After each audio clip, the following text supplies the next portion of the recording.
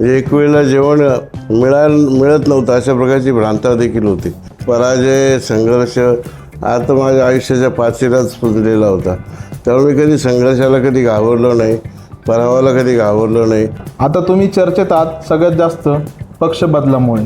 मी पाहिलं 2 वर्ष अनुभवलं सर्व माझ्याबरोबरच्या खासदार मी एकट्यानेच केले ना, हा विचार नाही. आम्ही 6 जण होतो. आमच्या 6 जणांच्या वाट्याला 2 वर्षामध्ये जनतेची ज्या पद्धतीने कामं व्हायला पाहिजे करायला पाहिजे तसा निधी तसा सत्तेतला सहभाग काहीच मिळत नव्हता. की बऱ्याच प्रमाणात आपल्याला असंही टोल करण्यात आलं की तुमच्यासाठी कार्यकर्त्यांनी खूप सारे कष्ट घेतले तुम्हाला निवडून आणण्यासाठी. सर्व या बाबतीत तर जे काही कार्यकर्ते होते त्यांना विचारूनच ह्या गोष्टी केलेल्या आहेत. गाव तिथे काम माझी ती भूमिका आहे. पण ही कमिटी स्थापन केली म्हणजे खूप सारे लोकप्रतिनिधी जे अनेक वर्ष आमदार म्हणून मंत्री म्हणून राहिले त्यांचं असं म्हणणं आहे की ही समिती स्थापन केली म्हणजे हा प्रश्न नव्याने झिरोपासून सुरू झाला. झिरोपासून सुरू होणार नाही. फक्त ते JMRTच्या बाबतीतलं जे काय आहे जो विषय आहे की जी रेल्वेतून नेता येईल का नाही, वळवता येईल का काशी, याचा फक्त ते अभ्यास सांगतील करून की योग्य का अयोग्य किंवा करायचं असेल तर कशी किती अंतरावर न्यावी वगैरे. आता ती कसा निर्णय घेतात त्यावर अवलंबून असेल ते. मला वाटतं त्याच्यामध्ये फार वेळ लागेल अशी मला नाही वाटत. म्हणजे हा प्रकल्प झिरोपासून नाही पण हायपासून आहे तर पण ते लवकर सुटेल अशी अपेक्षा आहे. मित्रांनो नमस्कार. आज आपण एक असे व्यक्तिमत्व आमंत्रित केले आहे ज्यांचा प्रवास फक्त राजकारणापुरता मर्यादित नाही आहे. त्यांनी आपल्या आयुष्याचे 30 ते 40 वर्षापर्यंत प्रशासकीय सेवेत घातलेले आहेत. म्हणजे खूप सारं कामकाज प्रशासकीय सेवेत त्यांनी देखील केलेलं आहे. त्याचप्रमाणे खूप महत्त्वाच्या आंतरराष्ट्रीय गणल्या जाणाऱ्या आपल्या साई संस्थानाचं CEO पद त्यांनी देखील भूषवलेलं आहे आणि खूप चांगल्या प्रकारे काम केलं आहे. त्याचप्रमाणे 2009 मध्ये शिर्डी लोकसभेतून निवडून जाऊन त्यांनी आपले शिर्डी मतदारसंघाचं लोकसभेत प्रतिनिधित्व केलं. पुन्हा त्यांनी पराभव देखील बघितला. पण या पराभवाने खचून न जाता पुन्हा 2024 मध्ये ते खासदार म्हणून निवडून गेले. आज ते व्यक्तिमत्व पुन्हा एकदा महाराष्ट्रभर चर्चेत आहे, ते म्हणजे त्यांच्या पक्ष बदलामुळे. आज आपण त्यांच्याकडून जाणून घेऊया या सर्व प्रवासाबद्दल माहिती. तर स्वागत करतो मी भाऊसाहेब वाकचौरे साहेब यांचं. नमस्ते सर. नमस्कार साहेब. बघितलं गेलं तर पक्ष बदल ही काय आज कॉमन गोष्ट राहिलेली नाही. जर आपण एक कागद पेन घेतला तर खूप मोठी लिस्ट निघन पक्ष बदलाची. पण तरीही महाराष्ट्रामध्ये बघितलं तर पक्ष बदल केला म्हणून तुम्हाला जास्त प्रमाणात टार्गेट करण्यात आलं. तर याबद्दल तुमचं काय मत आहे? प्रथमतः तुम्ही माझी ओळख ज्या पद्धतीने कळून दिली त्याच्याबद्दल मी थोडं काही सांगू इच्छितो. कारण ह्या नव्या पिढीला त्याची थोडं माहिती व्हावी. मी खरा राहणारा अकोल्याचं. अकोले हे आदिवासी गाव, हे माझं जन्मगाव, मूळ गाव. मी लहानपणापासून गरिबी काय असते त्याच्या वेदना, परिस्थिती काय असते त्याच्या सगळ्या भावना याची सर्व जपणूक केलेला आणि उभ्या आयुष्यात त्याचं परिमार्जन करण्याचा प्रयत्न करणारा. लहानपणापासूनच चळवळीचं अंग मिळालं. लहानपणीच मी वयाच्या 16व्या वर्षी 12 बलुतेदारांची संघटना असेल, तिचा अकोले शहरात मोर्चा असेल किंवा विद्यार्थी चळवळीमध्ये अनेक आंदोलनामध्ये सहभाग असेल, अनेक म्हणजे स्कॉलरशिपचं आंदोलन असेल, आरक्षणाचं आंदोलन असेल किंवा इतर शासकीय वसतिगृहाची आंदोलनं असतील, अनेक आंदोलनामध्ये सहभाग असेल. म्हणजे मी अशा पद्धतीचं जीवन जगलेलं आहे की म्हणजे नोकरी करायची ती पोटासाठी आणि जनतेसाठी किंवा विद्यार्थी दशेमध्ये आंदोलनं करायची ती म्हणजे अन्यायाचं परिमार्जन करण्यासाठी अशी. आणि त्याचीच म्हणजे संध्याकाळचे क्लासेस, दिवसा ऑफिस आणि काही वेळेला दिवसा आंदोलन, अशा तिन्ही भूमिकेमध्ये मी माझी अनेक वर्ष आयुष्याची भूमिका केलेली आहे. आणि म्हणून हे बाळगुण मला सर्व लहानपणीच मिळालेलं आहे. आणि सुदैवानं मी वर्ग 1चा अधिकारी झालो, वर्ग 2चा अधिकारी झालो, वर्ग 3चा होतो. आणि हे सर्व ह्या सर्व स्टेप्स मी माझ्या आयुष्यामध्ये ज्या घेतल्या त्या म्हणजे मी नोकरी करून शिकलो हे सांगायला देखील मला आनंद वाटेल. 1 नाही, 2 नाही, 3 नाही, 4 की ज्या मी जो 6-7 डिग्र्या मला मिळाल्या मी घेतल्या. म्हणजे परवाच जे IAS ऑफिसर आहेत, जे देशाचे केंद्रीय मंत्री रेल्वे मंत्री, त्याने देखील माझ्या त्या डिग्र्यांचं या दोन्ही आमदारांबरोबर कौतुक केलं आणि लोकसभेतही ते माझं एकदा दोनदानी कौतुक केलं होतं. सांगायचं तात्पर्य असं की मी मोठा म्हणून सांगू इच्छित नाही, पण ह्या सर्व गोष्टीची पार्श्वभूमी अजून कोणालाच माहिती नाही. आणि हे मी जे जमलेलं आहे तेच उभ्या आयुष्यामध्ये त्याचं परिमार्जन करत आलेलं आहे. म्हणून माझ्यावर येणारा म्हणजे मी माझ्या ऑफिसची वेळ देखील कधी सकाळी 10 ते 6 नव्हती, ती जोपर्यंत लोकांचे प्रश्न संपले जात नाही तोपर्यंत असायची. दिवस मी ऑफिसचं काम करायचं आणि संध्याकाळी जनतेचे प्रश्न सोडायचे. अशा देखील अनेक वर्ष भूमिका मी केली. हे सांगायचं तात्पर्य एवढंच की ह्या सर्व गोष्टी माझ्या आयुष्यामध्ये मला करता आल्या, याचा देखील मला खूप अभिमान तर आहेच. परंतु माझ्या आयुष्यामध्ये आज देखील त्या सर्व शिदोरीवर मी बरंचसं काही करतो आहे, याचा देखील मला अभिमान आहे. सर, तुम्ही जे बोललात की तुम्ही काम करता करता शिकलेले आहात आणि बऱ्याचशा डिग्र्या घेतलेल्या आहात, बऱ्याचशा लोकांकडून तुमच्यावर टीका देखील झाली लोकसभेच्या प्रचारादरम्यान म्हणा किंवा इतर वेळेस म्हणा की शिकलेला माणूस खासदार म्हणून पाठवावा. बरेच लोक असे बोलत होते, पण तुम्ही खूप चांगला पॉईंट आमच्या प्रेक्षकांना आज लगेच सांगितलेला आहे की तुमचं शिक्षण काय आणि तुम्ही कोणत्या दशेतून शिक्षण घेतलेलं आहे. म्हणजे तुम्हाला खालच्या तळागाळातल्या लोकांची सुद्धा जाणीव आहे. कारण बघितलं गेलं सर तर आज आपला जो मतदारसंघ आहे त्या मतदारसंघामध्ये ट्रायबल, अर्बन आणि रुरल असे तिन्ही प्रकारची लोकसंख्या असलेले लोक आहेत, प्रदेश आहेत. कारण अशा लोकसभा मतदारसंघ क्वचितच आपल्याला भारतामध्ये बोटावर मोजण्या इतके आहेत. आणि तुम्हाला ह्या लोकांच्या समस्या समजण्यासाठी खूप मोठा म्हणजे तुमच्याकडे अनुभव देखील आहे, कारण तुम्ही प्रशासकीय कामात देखील काम केलेलं आहे. जीवनातले अनुभव आणि प्रशासनातले अनुभव याचा पूर्णपणे त्या अनुभवातून, त्यात भावनातून, त्या चाकोरीतून मला जावं लागलेलं आहे. म्हणजे अनेक गोष्टी अशा आहेत की न सांगणार म्हणजे न व्यक्त होणाऱ्या आहेत, परंतु ज्या वाट्याला नाही त्या अशा आमच्या वाट्याला आलेल्या आहेत. म्हणजे एक वेळेला जेवण मिळत नव्हतं अशा प्रकारची भ्रांता देखील होती. अशा अनेक गोष्टी आहेत. म्हणजे जीवनातले जे चढ उतार आहेत, अनुभव जे आहेत ते सगळे अनुभवलेले आहेत. म्हणजे सांगायचं तात्पर्य माझी जीवनाची गाथा फार वेगळी आहे, पण ती कोणालाच माहीत नाही. ती आता मी भविष्यात माझ्या एका मित्राने प्रयत्न केला माझं चरित्र लिहिण्यात, परंतु भविष्यात कधी ते सांगण्याचा योग येईल त्यावेळेला ती मी जरूर सांगेल. आम्हाला नक्कीच आनंद होईल सर तुमचं एखादं आत्मचरित्र किंवा एखादं पुस्तकामार्फत. माझा एक काव्यसंग्रह आहे, तो काव्यसंग्रह मी प्रसिद्ध केलेला आहे. बरं. आणि एक माझे मित्र आहेत मंडलिक गवंडी म्हणून, त्याने एक माझं चरित्र पण लिहिलेलं आहे, पण ते संक्षिप्त स्वरूपामध्ये आहे. कारण आजकालच्या तरुणांना हे एक मोटिवेशनल आहे सर, की कारण बरेच गरिबी परिस्थितीतून मुलांना असं वाटतं की आपण त्या पदापर्यंत पोहोचूच शकत नाही. कारण आपणही खूप म्हणजे असं नाही की पराभवातून तुम्ही खचलेले नाहीये. 2009ला तुम्ही निवडून आले, त्यानंतर तुम्ही पक्ष बदलले केला आणि संघर्ष आणि पराजय, संघर्ष आता माझ्या आयुष्याच्या पाचीलाच पुजलेला होता. त्यामुळे मी कधी संघर्षाला कधी घाबरलो नाही, पराभवाला कधी घाबरलो नाही आणि अन्यायाचं निराकरण करायचा, प्रतिकार करायचा, यासाठी माझी लढाई सततच असायची आणि ती आज तागायत चालू आहे. आता तुम्ही चर्चेत आहात सगळ्यात जास्त पक्ष बदलामुळे, तर या मागचं कारण काय सांगाल? पक्षबदल मला हेच काही समजत नाही.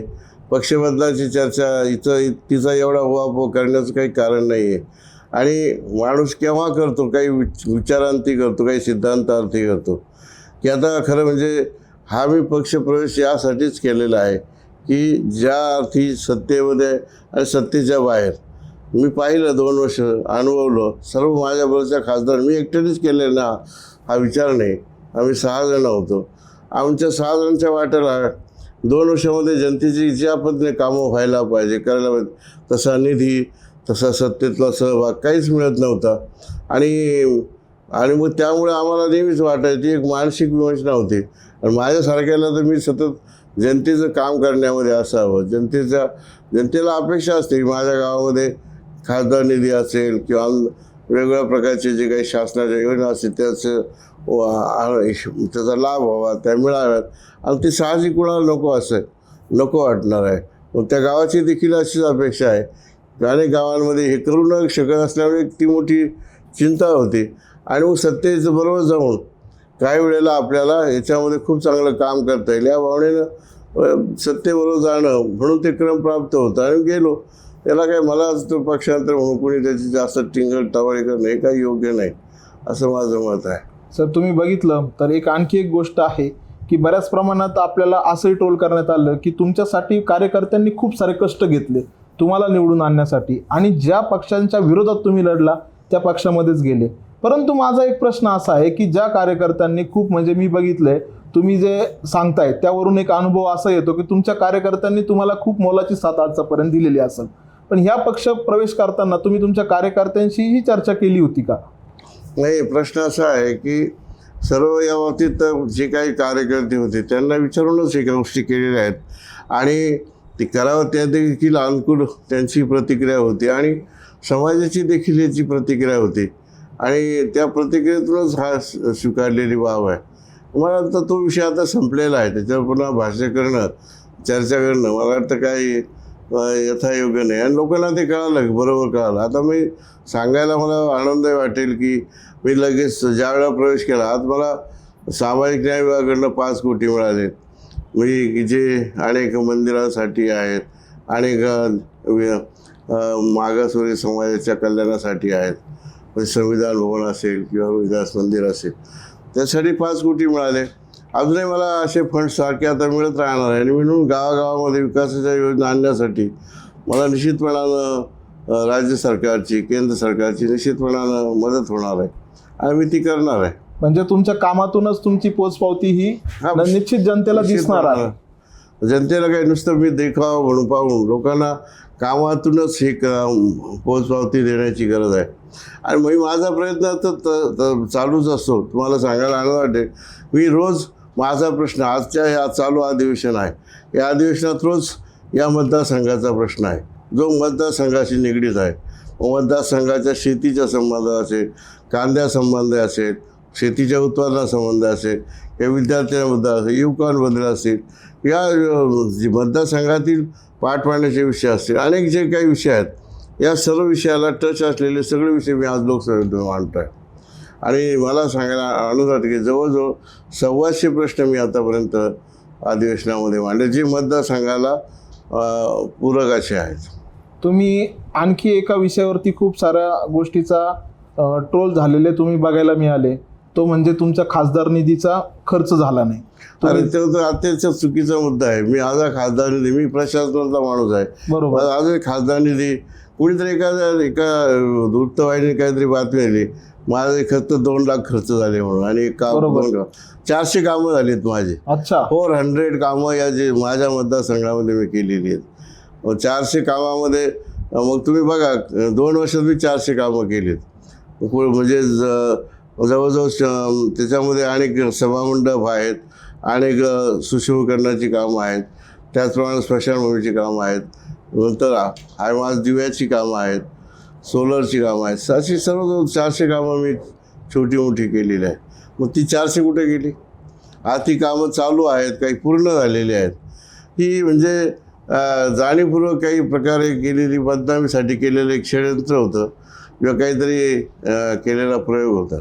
म्हणजे तुम्ही आज जवळजवळ 400 कामं देखील पूर्ण केलेली आहेत. पूर्ण म्हणजे काही चालू आहेत, म्हणजे काही जवळजवळ पूर्ण आहेत, पण 400 कामं आज मतदारसंघामध्ये चालू आहेत. म्हणजे जनतेला आज आपण 400 कामं विरोधी पक्षात असून पूर्ण केलेली आहेत, पण निश्चितपणे येणाऱ्या काळात आपल्याला दुप्पट तिप्पट कामं झालेली नक्की बघायला. आता 27 कामं ही याची जी आहे सामाजिक न्यायाची ती सुरू करतो आहे. अनेक नव्यानं आता कामं या वर्षाच्या खासदार निधीमध्ये ती सुरू करतो आहे, DPDCमध्ये ती सुरू करतो आहे. म्हणजे एक प्रकारे आपल्याला आपल्या लोकसभा मतदारसंघात निश्चितप्रमाणे बदल झालेला आपल्याला नक्की दिसेल. निश्चित गाव तिथे काम माझी ती भूमिका आहे, त्याचप्रमाणे जिथे अपेक्षा आहे त्या कामाची तिथे द्यायचा माझा आटोकाट प्रयत्न असणार आहे. आणि इतरही कामं आता तुम्ही पाहिलं की आता मेडिकल कॅम्प आहे, मी एक काल नेवाशाला केला, आता राजूरला केला आणि उद्या श्रीरामपूरला आहे. लोक ही CSR फंडातून केलेले आहेत. त्याचप्रमाणे मी मागच्या महिन्यामध्ये 2 महिन्यापूर्वी आंबी जे गाव आहे संगमनेर तालुक्यामध्ये ते महिलांसाठी प्रशिक्षण आणि कोतुळा आणि अकोल्याला अशा 3 ठिकाणी प्रशिक्षण घेतलेलं आहे आणि ह्या 3 ठिकाणी प्रशिक्षण सध्या चालू आहे. 4 ठिकाणी आहे. दुसरं याला मोविशिला पण आहे आदिवासी पट्ट्यात. या ठिकाणी जवळ प्रत्येक ठिकाणी 35 महिलांना प्रशिक्षण दिलं जातं आहे. आणि त्या 3 महिन्याच्या प्रशिक्षणानंतर यांना जवळजवळ 20,000चं एक मशीन पण दिलं जाणार आहे. अच्छा. आणि त्यातून त्या महिलांना रोजगार उपलब्ध होईल अशा प्रकारची अपेक्षा आहे ट्रेनिंगमधून. अशा जवळजवळ म्हणजे 140 महिलांना ट्रेनिंग दिलेलं आहे. हे सुद्धा एक विकासाचा भाग आहे. ते काय त्याला कुठं दिले, पण मी CSR फंडातून ते पैसे मिळवलेले आहेत आणि त्यातून ते काम करतो आहे.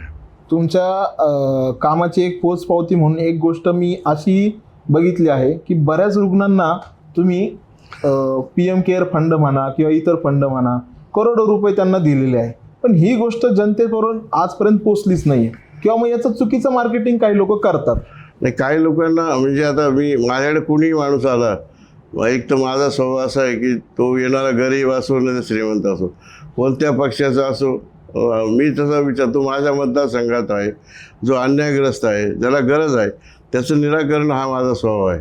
मी कधी पॉलिटिकली माझं पदाचा मी कधी वापर करत नाही. मी ह्या पक्षाला दुसरा आलेला माणूस, कारण तो आलेला त्याची गरज आहे म्हणून तो आलेला आहे आणि त्याचं काम करणं त्यासाठी. आणि माणसाने माझं तर मत असेल, निवडणुका झाल्या की राजकारण करू नये, ते संपवावं. जो ज्या मतदारसंघाचा खातो त्या मतदारसंघासाठी त्यांनी पूर्ण काम करावं. आणि माझी भूमिका तीच असते. पहिल्या मागच्या वेळेला खासदार असं तीच भूमिका होती, आजही तीच आहे.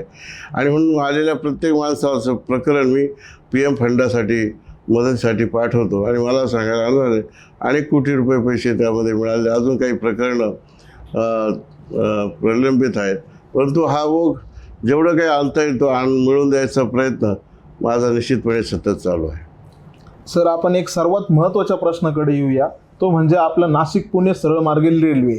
कारण ह्या प्रश्नाला तर बघितलं आणि अभ्यासपूर्ण बघितलं तर तुम्ही सर्वात पहिल्यांदा हात घातलेला होता.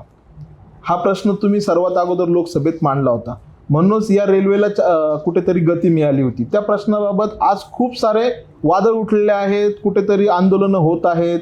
आजच आपण बघितलं तर चक्काजाम आंदोलन संगमनेर, तुम्ही नारायणगाव म्हणा, बऱ्याच नाशिक पुणे महामार्गावर आज झालेलं आहे. आणि ही पण एक अशी अफवा म्हणा किंवा मग काही म्हणता येईल त्याला की रेल्वेचा मार्ग पूर्णपणे बदलला. याबाबत तुम्ही काय सांगाल?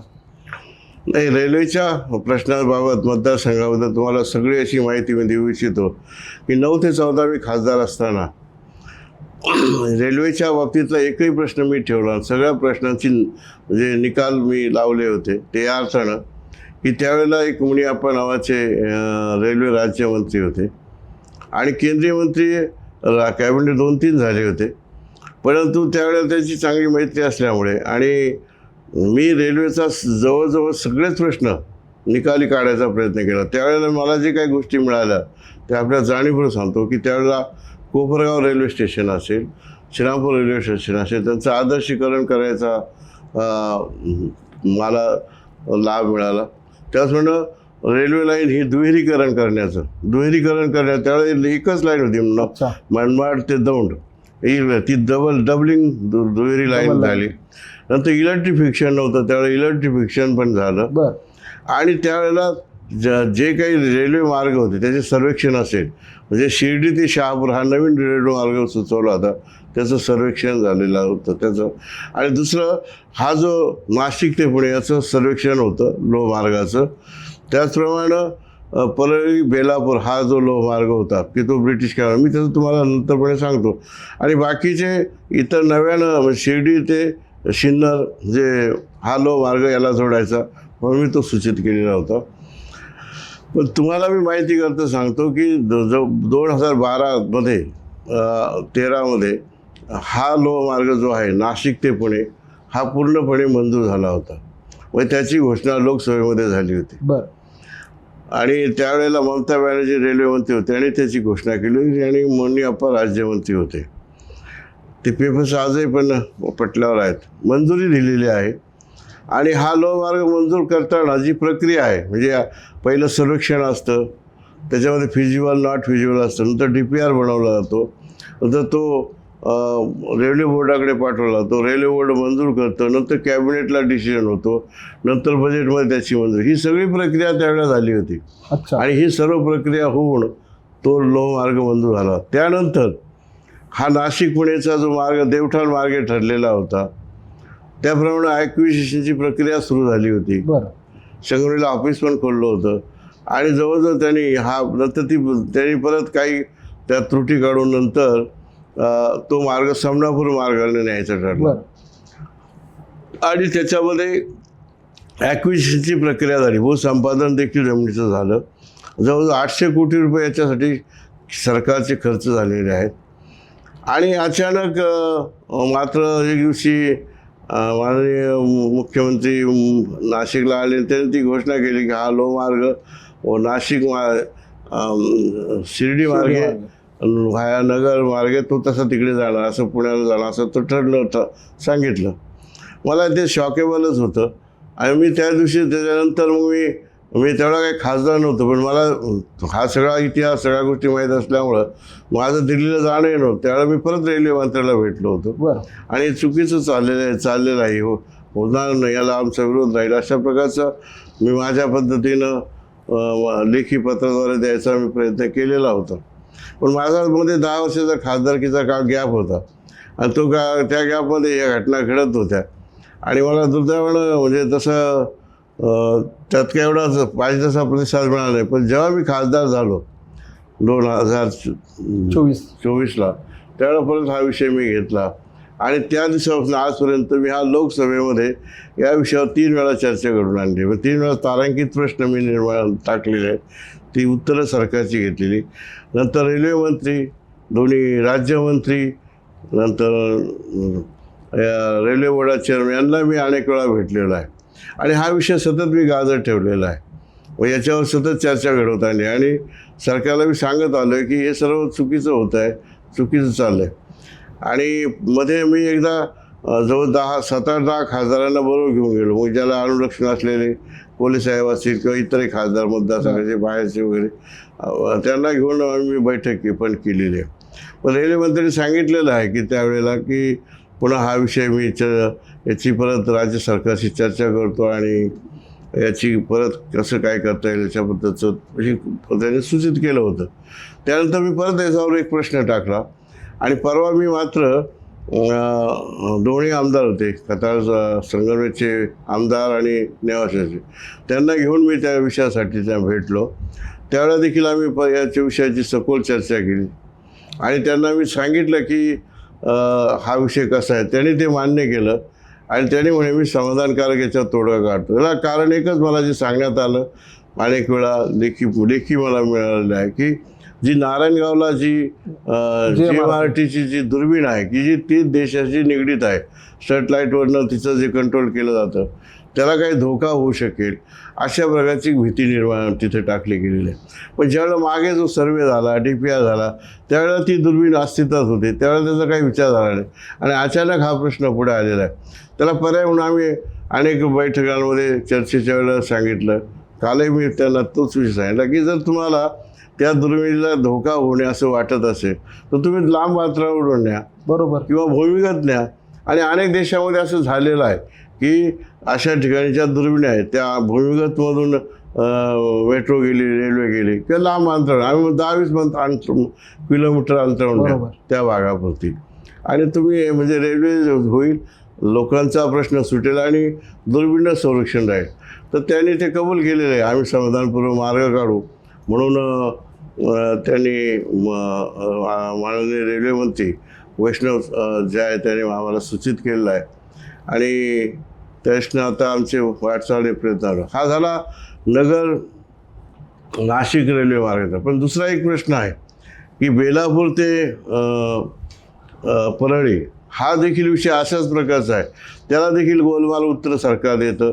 त्याची अनेक वेळा चर्चा झाली. तिकडचे जशी इकडचे लोक आंदोलन, तिकडचे नेवासा त्या भागातले लोक आंदोलनं करतायत, उपोषणाला बसतायत. आजपासून ते उपोषणाला बसणार आहेत. पालकमंत्र्याच्या दारात काय ते होते, त्यांची आंदोलनं चालू आहेत. तो विषय असाच आहे की 1922 साली याचं ॲक्विजिशन झालेलं आहे ब्रिटिश काळामध्ये. त्यावेळेला पूर्णपणे याचं करायचं निश्चित झालं. पण नंतर तो विषय देखील तसाच राहिला ब्रिटिश काळाला. मी खासदार झाल्यावर तो विषय मी आयरनने आणला आणि तो आज तागाय त्याची चर्चा चालू आहे. त्याला देखील काही जमीन ॲक्वायर केलेली आहे, ज्या जमिनीवर रेल्वेचं नाव आहे केंद्र सरकारचं नाव आहे आणि त्या लोकांची मागणी आहे आणि ती रास्त मागणी आहे आणि त्याचा सर्वे पण झाला, एकदा आणि 2 वेळा सर्वे झाला आणि त्या सर्वेमध्ये परळीचा मार्ग बोलतो. परळीचा मार्ग ओके. तर त्यावेळेला त्यांनी देखील आता नव्यानं काढलं की नगर परळी झालेला आहे, मग ते आता हा होतो म्हणजे. पण याचा तो विचार करत नाही. या भागाचा शेवगाव वगैरे असेल, नेवासा असेल, हा रूट आहे. तीर्थक्षेत्राच्या दृष्टीनं शनी शिंगणापूर असेल किंवा नेवासा संत ज्ञानेश्वरांचं जिथे ज्ञानेश्वरी लिहिली तो ते ठिकाण असेल, मोहिनीराज मंदिर अनेक, किंवा तिरुपतीला तो पडणारा मार्ग तिकीट फार जवळ आहे. अनेक गोष्टीनं तो हा होणारा मार्ग चांगला आहे. मग त्याचा सरकार गांभीर्याने विचार करणे ते देखील निदर्शन आणून देतो आहे आणि भविष्यात तो मार्ग जर झाला तर हा पट्टा देखील नेवासा पट्टा म्हणजे हा श्रीरामपूर, नेवासा, शेवगाव हा पट्टा देखील सुफलाम होईल. ही गोष्ट खूप चांगली आहे, कारण तुम्ही तुमच्या घोषणापत्रात ज्यावेळेस तुम्ही लोकसभा इलेक्शन लढत होते त्यावेळेस मला चांगलं आठवतं की मी आज त्या प्रश्नावर देखील अनेक वेळा लोकसभेत बोललेलो आहे, चर्चा झाली, रेल्वे मंत्री तशीच चेक केलेली आहे. आणि मी तुम्हाला माहिती करता सांगतो की केंद्र सरकारच्या ज्या काही योजना आहेत, आता तुम्हाला मी माहिती करता सांगतो की आता हे रेल्वेचे हे सगळेच विषय आहेत जसं मी म्हणालो, पण जेवढे काही माझ्या मतदारसंघामध्ये पूर्वी जी रेल्वेची वाटचाल होती की रेल्वे क्रॉसिंग करायचं जायचं, मग त्याच्यासाठी भुयारी मार्ग किंवा ओव्हरब्रिज करावे म्हणून ही भूमिका त्याच वेळेला मी मांडली होती. आणि आपल्या जिल्ह्यातले सगळे त्यावेळेला भुयारी मार्ग करण्याचे, ओव्हराव पूल करा, अजूनही काही राहिले आहेत पण ते कारणाने वेगळ्या कारणाने राहिलेत, मग सगळे त्यांनी त्यावेळेला मंजूर केले होते. ते मंजूर करून घेतले होते. तो राहुरीचा असेल, इकडं लाडगावचा असेल, अनेक ठिकाणी ते जे होते क्रॉसिंगचे ते सुद्धा. पण रेल्वेचा मी असा एकही विषय ठेवला नव्हता की तो राहिलेला आहे आणि मला सांगायला आनंद वाटेल. तसेच रस्त्याचे सुद्धा, रस्त्याने जे काही महामार्ग आहेत मोठे नॅशनल हायवे होण्यासाठी हे सगळे माझे प्रयत्न होते. आता तुम्हाला माहिती का सांगतो, नाशिक ते म्हणजे खेड ते सिन्नर हा जो मार्ग झालेला आहे की ज्या महामार्गाला तो महामार्ग देखील मीच माझ्याच काळात मंजूर करून घेतला. तुम्हाला एक साधं उदाहरण सांगतो की जो आपला पूर्वी ज्यावेळेला नगर नाशिक म्हणजे संगमनेरवरून नाशिकला पुण्याला जावं लागायचं त्यावेळेला एक तो लोखंडी पूल होता. त्याला तो दुसरा पूल झाला, तो लोखंडी पूल काढायचं ठरलं होतं पण तो ठेवायचं काम मीच त्यावेळेला केलं. अशा अनेक गोष्टी आहेत म्हणजे असे महामार्ग असतील करायचा प्रयत्न असतील त्यावेळेला अनेक CRF घ्यायची कामं असतील, हे सगळे त्यावेळेला मी करायचा प्रयत्न केला आणि त्यामध्ये मी यशस्वी झालेला आहे.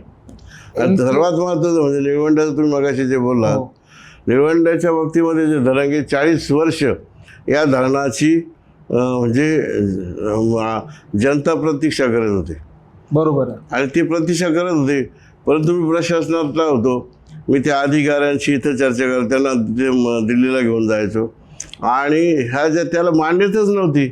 म्हणजे ज्या मूळ कोणता विषय घेतला की एखाद्याला इलिजिबल ठरवायचं आहे त्याला जर त्याच्या मान्यता नसेल त्याला पुढे जाता येईल का, परीक्षेत पास झाल्याशिवाय पुढे जाता येतं का दुसऱ्या वर्गात, तसं त्या मान्यता नसल्यामुळं सरकार काही त्याच्यावर कारवाई करत नव्हतं.